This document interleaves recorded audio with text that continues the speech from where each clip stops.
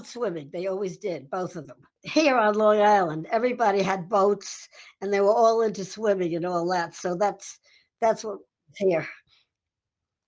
And then when they got up to Rochester, they uh, they took swimming and still, and their children did. They they had their children take the swimming courses too. Uh, no, they swam. I mean, we insist we had when especially when we had got a boat, we insisted that they pass all the Red Cross swimming classes. A lot of the families around here did, and they would get invited onto boats. So we we told them that they couldn't go on boats until I got to the third level of the Red Cross swimming classes or something like that. I forget exactly what it was, but they were perfectly willing. But I couldn't see letting a child go on a boat with somebody else. But and maybe they don't wouldn't watch as well as you watch your own children. Yeah, that's what he told them all. Whoever got the first one would get his pin. Well, good. It meant something to Jim then. Well, they were both into scouting. Yes, but Wendy was in Brownies first and then into Girl Scouting. My girls took after me, I think. Oh, yes, they did all kinds of things. Uh, they were in the newspaper and the uh, Wendy was editor of the senior, what do you call it? Yearbook. She was editor of that, so she did that. JudyAnn she wasn't an editor, but she did a lot of things too. She did all sorts of things in with the yearbook. Wendy was editor. But when she was in high school, she never was able to take art courses because she had all these other things that she had to take for college entrance. So she never, but the art teacher um, used to have her come over. She lived just in the next street from us, just behind us.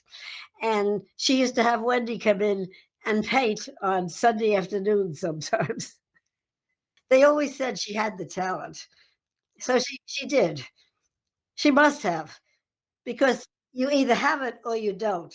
Now I don't. But Wendy they both of them always had summer jobs though here in Sayville. Well, Judy Ann taught sewing for the Singer Sewing Machine Company. Yeah, well, she taught that, and Wendy worked as a mother's helper over on Fire Island. And she during the week she would stay over there. The people that she was working for, they had a grocery store over there on Fire Island, and so both the husband and the wife were working in the store.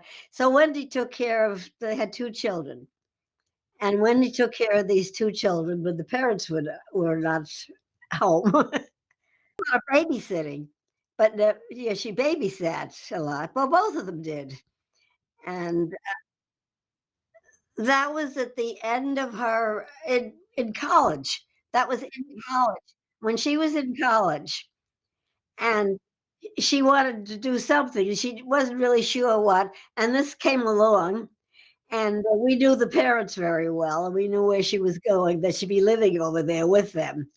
Uh, Harold and the man who was they were both in Rotary together, and they were. I mean, we knew them well. Knew Wendy would be all right over there, and she enjoyed it very much. We did buy them both cars.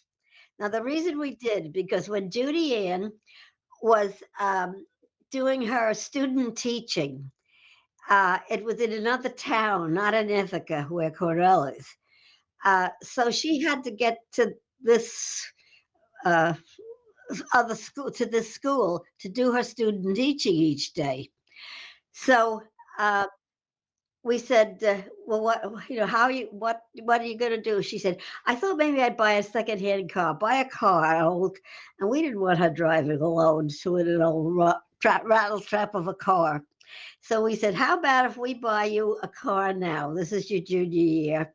And I said, "That'll be your graduation present." So we bought her a car. Well, Wendy said to us, "You know, you're setting a precedent now. The end of the junior year, do I get a car too?"